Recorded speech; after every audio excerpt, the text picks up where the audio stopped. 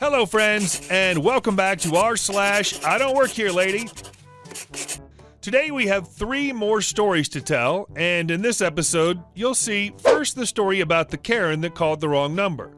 Then the story about Karen ramming a girl with a cart in the store, but she doesn't like when OP does the same thing to her.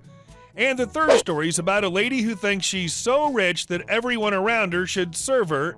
And before we start, if you're new here, don't forget to subscribe to the channel and turn on notifications so you don't miss a new video every single day. Sally's Beauty Supplies. I've been meaning to post here for a while as I've got a few stories that I think would fit here. Bit of a background. In my current job, I'm a receptionist for a group of car dealerships. As such, I get to deal with all of the wrong numbers. Usually people are understanding when you explain, but on occasions like this featured call from a little while ago today, they double down and insist that they have the right number. So I'm just minding my business and browsing Reddit to pass the time at work when the phone rings. I pick it up and greet the caller with our scripted greeting. Enter Beauty Supplies Lady, BSL. Me. Thank you for calling City Dealership. This is my name speaking. How may I direct your call? BSL. Sally's Beauty Supplies, $28.57. Me. I'm sorry, could you repeat that? BSL. I have a charge for Sally's Beauty Supplies for $28.57 that you need to cancel for me. It's listed as a beauty product. Me. I'm sorry, ma'am. You must have the wrong number. This is City Dealership. We're a car dealership. BSL. No, this is 123-456-7890, isn't it? I need you to remove this charge for $28.57. I can't afford it. Me. No, ma'am. That's not our number. BSL. Well, that's the number I called, so please cancel the charge for me. Now, the number that she gave me is absolutely nothing like our number. Different area code. Not a single digit in the same place. Not even a matter of shifting the numbers over by 1 on the keypad. I have no idea how this lady got us, even if she attempted to call the number she claims to have called. I take a deep breath and brace for impact, as she's starting to get huffy with me. Me. I'm sorry, ma'am. Our number is actually 098-765-4321. We're a BSL. But I dialed 123-456-7890. Me. No, ma'am, you didn't. This is a car dealership. I can't help you. BSL. Well, then I'll just call back later when someone more competent is on the phone. Click. Cue huge sigh of relief mixed with slow-burning rage that she managed to get the last word while still being oh so wrong. I like that she thinks that someone could remain employed and also be so incompetent as to be fully unaware of where they work. And our second story. Hey all, I'm back with another. So I'm no longer a nursing student, so no more doctor stories. Instead, here's a fun summer tale for you as we descend into the nightmare that is winter. Typical on mobile was a while ago, words not verbatim, but the same general gist. My boyfriend and I were at Hy-Vee catching a sale, split chicken breast, 99 cents, God tier. We have purchased our very reasonable 25 pounds of chicken and loaded it into my car. Boyfriend started up the AC and I go to gently shoot the cart to the stall. Well, the cart had a squeaky wheel and I missed. Damn, oh well. Well, it's time to be a decent human being and fetch the not far off cart. As I'm putting it back, I notice a few more carts that were close to the corral but not in them. Well, that's crappy. And it looks like it's going to rain soon, and I know that as soon as it gets slow, some poor kid will have to get soaked fetching carts. This'll save him a few moments, and we aren't doing anything, so... Alright, Reddit, I'm wearing a purple and white sundress, floppy hat, and flip-flops. I can't remember if it was Sunday, but it looked like I just got back from church. I'm replacing the last cart when bang, son of a buck, ow, cart, back, butt, ow. I wheel around because WTF, did someone just hit a cart with their car? Nope, only thing I see is this crabby looking 20-something chick, like, what the F? And I say as much. I can't believe they let you speak like that at work. But at least you're actually doing something, put this away. So I'm confused. I live in the Midwest, even the rich people are poor. The F did this entitlement come from? Earlier that day, I had a woman brush against me in a grocery section and spend 6 minutes apologizing before helping me pick out a watermelon. She starts to walk away, and I'll admit I have no tolerance for bullcrap, and I'm awake this time. I gently push the cart into her, and she makes this show of almost stumbling. Read it, this cart was going maybe the speed of a ball on a slight incline. How dare you? That hurt. I think you twisted my ankle. Blah, blah, blah. Manager. Girl, I don't work here, and you just hit me a lot harder with your cart and entitlement. Now sitting on the ground wailing, of course you work here. I saw you putting carts away. I'm wearing a sundress. I don't care if you're one of those weird Amish people. I don't think she knew how the Amish work. Get your manager. I tell her to get up. Pathetic is not a good look for you, and I walked away. Okay, she was still screaming, but it's more dramatic if you imagine her dumbstruck.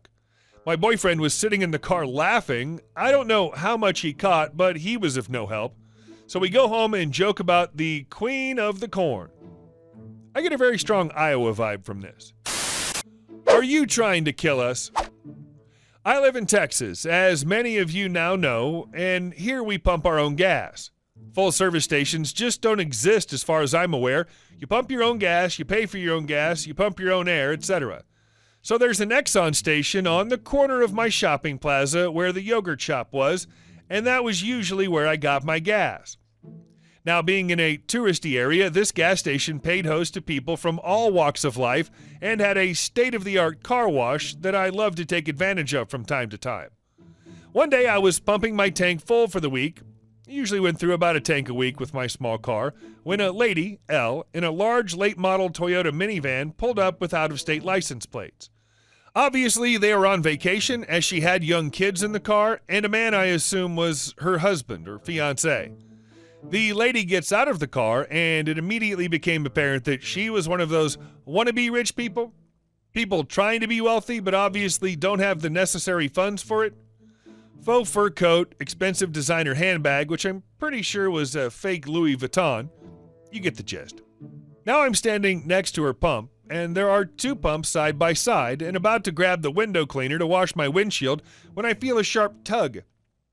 Note that I'm in my black uniform, but still I don't know how this lady thought I was a service boy. L, you, fill her up, and don't even think you're getting a tip.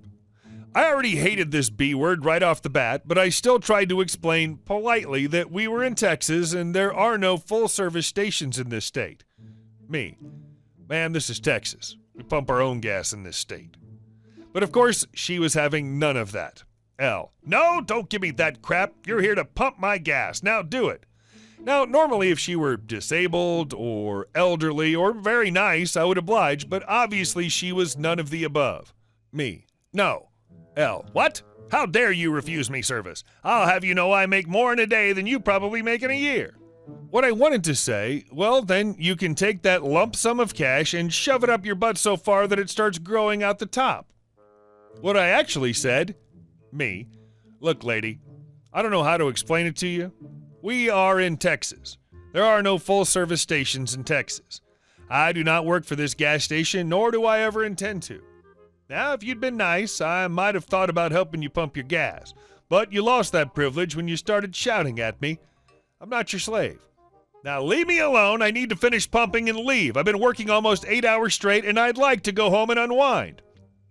I hope that she got it after my little tirade, but nope, she's just too stupid, I guess. L, do you know who I am? Me, a wannabe who pretends you have money but really doesn't? L, arr, I'm gonna find your boss and destroy you. You'll be so sorry when I'm through with you. Me, are you threatening me? L, you watch.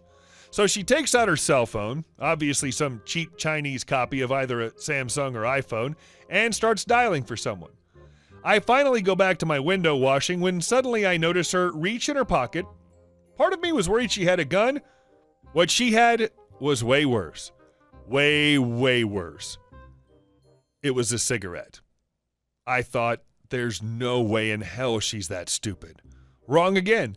I watched as she pulled out an antique lighter and tried to light up right next to an open gas tank next to the pumps. I shouted, no, and leaped over and slapped the cigarette and lighter out of her hands, and she jumped back for a second, shocked. L, you just assaulted me. That's it. I'm calling the police. Me, I just saved your life.